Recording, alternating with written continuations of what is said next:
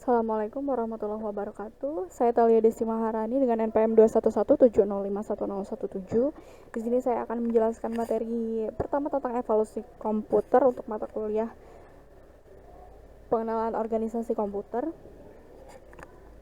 Yang pertama, evolusi komputer ini berawal dari alat hitung sederhana hingga superkomputer modern.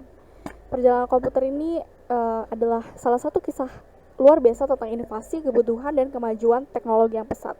Dari alat hitung mekanis sederhana hingga superkomputer berkecepatan tinggi dan perangkat seluler pintar yang kita gunakan saat ini, evolusi komputer ini telah mengubah setiap aspek kehidupan manusia.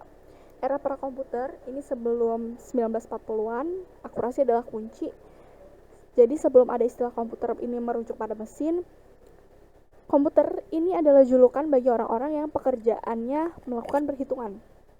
Kebutuhan akan kecepatan dan akurasi dalam perhitungan mendorong penemuan alat bantu. Yang pertama abakus, ini sekitar 2400 sebelum Masehi. Ini alat hitung manual tertua yang digunakan untuk penjumlahan dan pengurangan. Kemudian ada kalkulator mekanis pada abad 17 oleh Blaise Pascal pada 1642.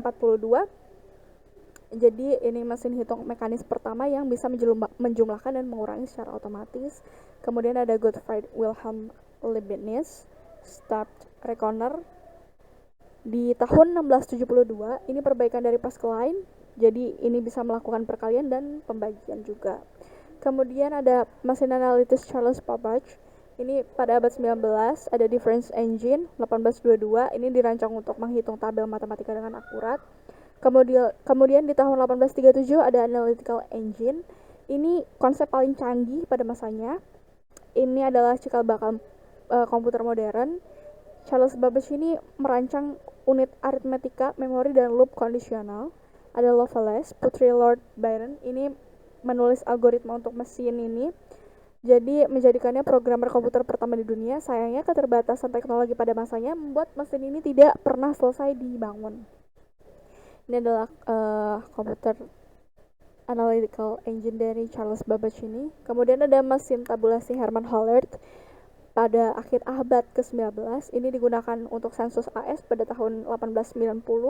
Ini menggunakan kartu berlubang untuk menyimpan dan memproses data, mengurangi waktu sensus secara drastis. Perusahaannya kemudian menjadi bagian dari IBM.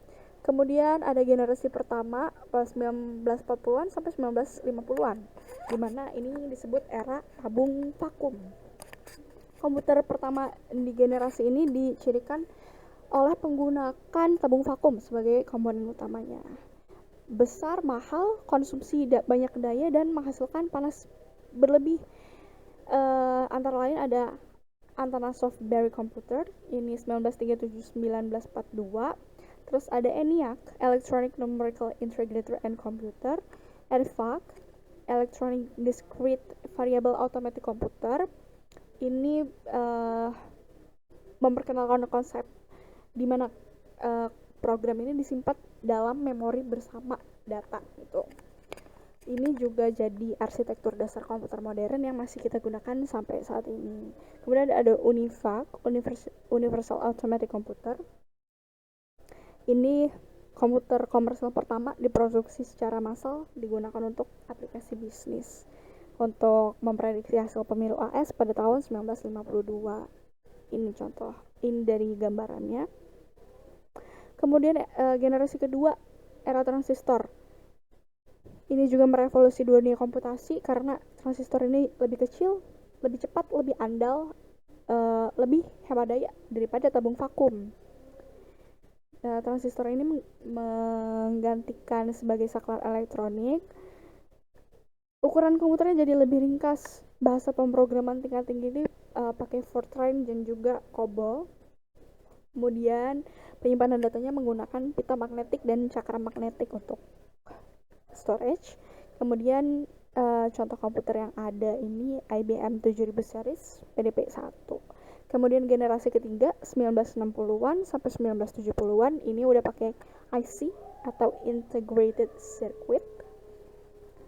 Jadi ribuan transistor ini ditempatkan pada satu chip silikon kecil. IC ini ditemuin sama Jack Kilby sama Robert Noyce. Kemudian komputer ini jadi makin kecil, lebih cepat, lebih kuat, lebih murah. Kemudian sudah mulai ada konsep sistem operasi OS. Ini memungkinkan komputer ini menjalankan berbagai program secara bersamaan atau multitasking. Kemudian ada mini komputer. Contoh seperti IBM System 360. Kemudian generasi keempat 1970-an sampai sekarang, era mikroprosesor. Mikroprosesor ini sebuah IC yang sangat kompleks, mengandung seluruh CPU dalam satu chip tunggal. Era komputer pribadi atau PC. Mikroprosesor ini penemuan Intel 4004 pada tahun 1971 merupakan titik balik. Ini adalah CPU pertama pada satu chip. Kemudian muncul komputer pribadi, personal komputer seperti Apple II, Commodore 64, dan IBM PC. Komputasi lebih bisa diakses masyarakat umum. Kemudian mulai dikembangkan grafis user interface, ada dipopulerkan oleh Apple Macintosh sama Microsoft Windows. Jadi komputer lebih mudah digunakan. Kemudian ada jaringan komputer, pengembangan internet, dan jaringan lokal. Kemudian ada sistem terdistribusi di mana banyak komputer ini bekerja secara bersamaan. Contoh komputernya ada Apple Macintosh, IBM PC, laptop, smartphone, tablet. Ini adalah mikroprosesornya. Kemudian sampai di generasi kelima, mungkin di masa depan, kecerdasan buatan dan komputasi canggih. Ini berfokus pada pengembangan teknologi yang melampaui arsitektur tradisional dengan penekanan pada artificial intelligence. Pengembangan sistem yang ini dapat belajar, dapat membuat keputusan, mengenali pola, dan memahami bahasa alami. Kemudian prosesannya paralel dan komputasinya terdistribusi. Jadi dengan memanfaatkan banyak prosesor yang bekerja secara bersamaan untuk dapat menyelesaikan tugas yang sangat-sangat kompleks. Kemudian komputasi kuantum. Ini adalah bidang baru yang menjanjikan kekuatan komputasi yang tak terdandingi untuk masalah tertentu dengan memanfaatkan prinsip-prinsip mekanika kuantum. Kemudian ada komputasi nanoteknologi, di mana pengembangan komputer pada skala molekuler atau atomik. Kemudian ada antarmuka bahasa alami, komputer yang dapat berinteraksi dengan manusia menggunakan bahasa sehari-hari. Contoh aplikasinya ada voice recognition, computer vision, robotic, expert system, dan mobil dengan self-driving. Terima kasih. Wassalamualaikum warahmatullahi wabarakatuh.